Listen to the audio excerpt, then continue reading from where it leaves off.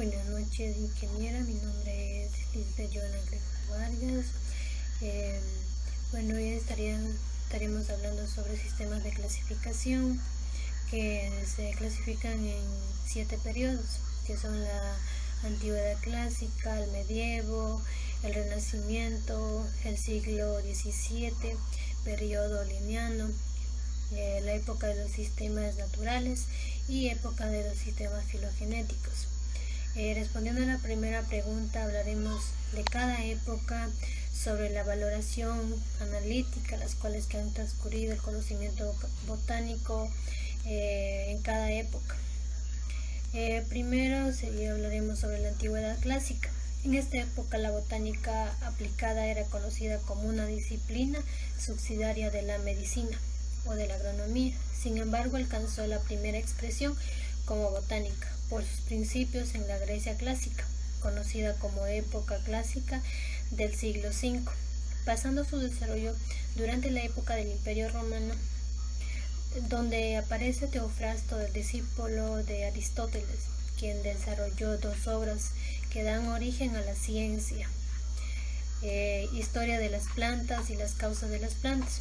Los romanos, que contribuyeron al conocimiento de la botánica aplicada y la agricultura. En el medievo hemos comprendido que entre los siglos V y el XV, conocido como la Edad Medieval o Medievo, donde todas las conquistas alcanzadas en la antigüedad clásica debieron ser descubiertas a partir del siglo XII. Los griegos probablemente no solo tenían en cuenta la utilidad de las plantas, sino también su belleza, las pinturas murales, que no solo muestran plantas como cebada, higuera, el olivo, sino también rosas y lirios. Gracias al aporte del Teofrasto en la Edad Clásica surgieron estudios en Persia y Arabia. En el Renacimiento, dado que en el siglo XIX se supuso una revolución en el mundo de las ciencias, produjo una renovación en las ciencias tanto naturales como humanas. Los europeos exploraron América, lo que les llevó a descubrir muchas plantas desconocidas que fueron cultivadas en jardines a principios del siglo XVI en Italia. También hablarán de la Edad Moderna del siglo XXII. En el siglo XVII fue el renacimiento de la ciencia moderna impulsada por la obra de Galileo. Debido a que la necesidad de intercambiar ideas e información entre los naturalistas europeos fue creciendo, se comenzaron a fundar las primeras academias científicas sobre las plantas. Por ejemplo, el italiano Andrea Cesalpino, el suizo Caspar Bauhin, el inglés John Ray, etc. Ellos aportaron novedosos sistemas para clasificar las plantas, siendo Tournefort quien le reconoce como el gestor del concepto de género. Hablando del periodo liniano, empezó durante la primera mitad del siglo XVII por el joven sueco Carlos Linneo. Este es un periodo que se desarrolló un sistema para clasificar plantas muy claro y fundamentado en el número de estambres y estilos de la flor, llamado sistema sexual, y se identifica 5 categorías taxonómicas: variedad, especie, género, orden y clase. Pronto otros botánicos reconocieron la simplicidad y el genio que en este nuevo sistema nomenclatural extrañaba, así que la adoptaron en su propio trabajo.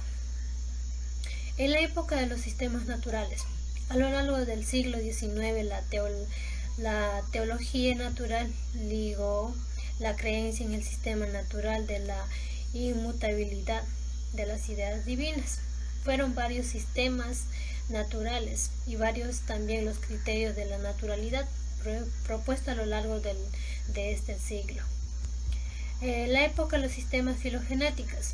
Los sistemas filogenéticos o la cladística fue propuesta por el entomólogo alemán Willy Hennig en 1950 para poder realizar filogenias con una metodología que fuera comparable y repetible, cosa que hasta esa fecha no podía hacerse. Como en cualquier rama de la ciencia, la cladística creó un lenguaje específico que puede resaltar un tanto complejo para los ajenos al tema, pero si revisan esos términos con base a la etimología y en orden lógico, estos se hacen más comprensibles. Y bueno, respondiendo a la segunda pregunta, hablando sobre la valoración de cada personaje, de cada periodo, hablaremos de la antigüedad. El personaje Aristóteles recopiló una valiosa información sobre especímenes vegetales y animales de la mayor parte del mundo, entonces conocido dividiendo a las plantas en dos grupos, plantas con flores y plantas sin flores, incluyendo en este último los helechos, los musgos, las hepáticas, los hongos, etc. Y Teofrasto fue un discípulo de Aristóteles y heredó de él en la dirección de Linneo, además de su biblioteca. Dioscórides, médico griego que al servicio del ejército imperial romano, cuya obra de materia médica, los materiales de la medicina, que detalló observaciones de 600 plantas a las que se les clasifica de acuerdo con sus propiedades morfológicas, consiguiendo reconocer grupos naturales de las plantas. En el medievo, el pensador kurdo Abu se considera el fundador de la botánica árabe debido a su obra, que es el Libro de las Plantas, en la cual enseñan al menos 637 especies de plantas y se discute el desarrollo vegetal, desde la germinación hasta la senescencia. La obra de Teofrasto, desde la historia de Platarum, sirvió como un punto de la referencia durante varios siglos y fue ampliada aproximadamente en el año 1200. En ese mismo siglo, Abu al-Abbas desarrolló un método científico para la botánica, introduciendo técnicas empíricas y experimentales para las pruebas y descripciones de las hierbas medicinales. Alberto Magno, cuya obra de Vegetabilis de las plantas creó 7 libros vegetales de las plantas en el año 1250, compuesta por 7 libros que constituye un ensayo de inspiración aristotélica, en el que se incluyen problemas fisiológica, vegetal y una clasificación de plantas.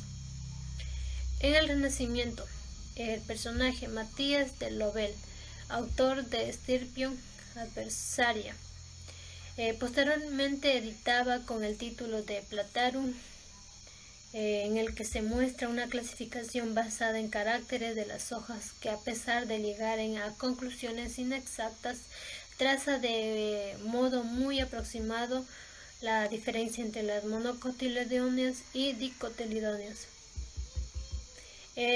Eurystheus Cordus escribió el Botanologicon, y su hijo Valerius Cordus, que fue el autor de las obras tan importantes como la Historia de Estirpion Libre, publicadas tras su muerte, en la que se describen 512 especies con excelentes ilustraciones.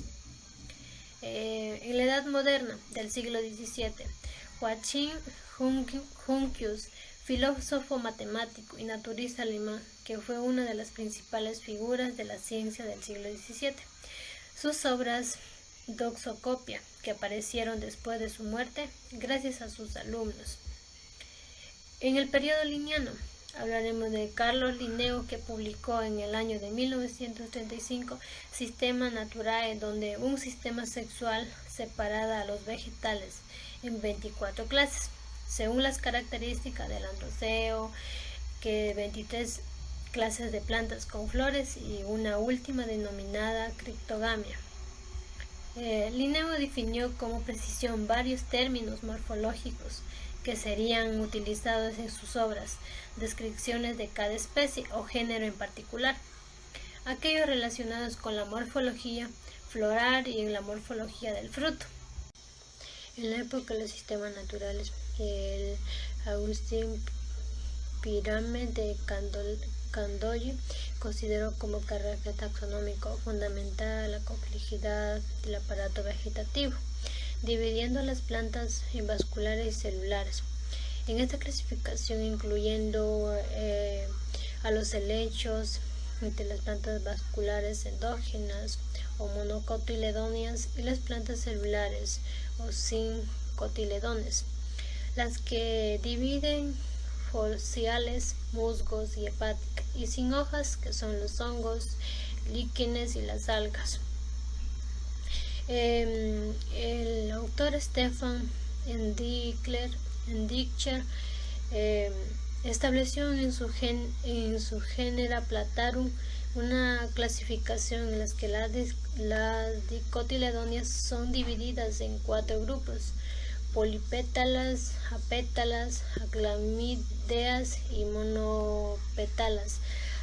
Tratamiento de las monocotiledóneas precursor y del sistema de Hutchinson.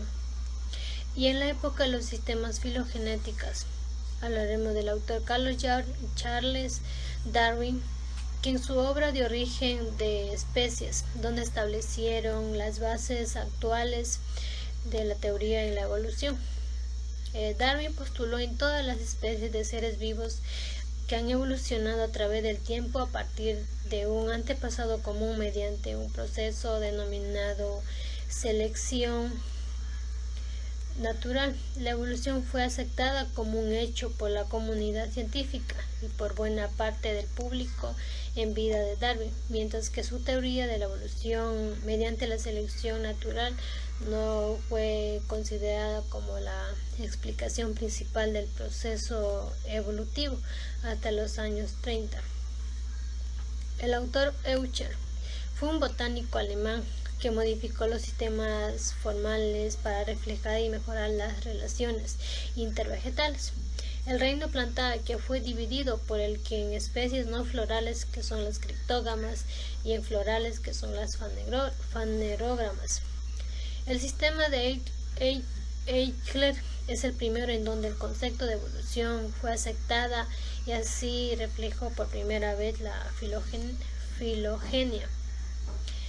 Y bueno, respondiendo a la tercera pregunta, yo creo que en todas las épocas o periodos los autores aportaron de alguna forma con el conocimiento acerca de las plantas, y todas esas aportaciones fueron de suma importancia.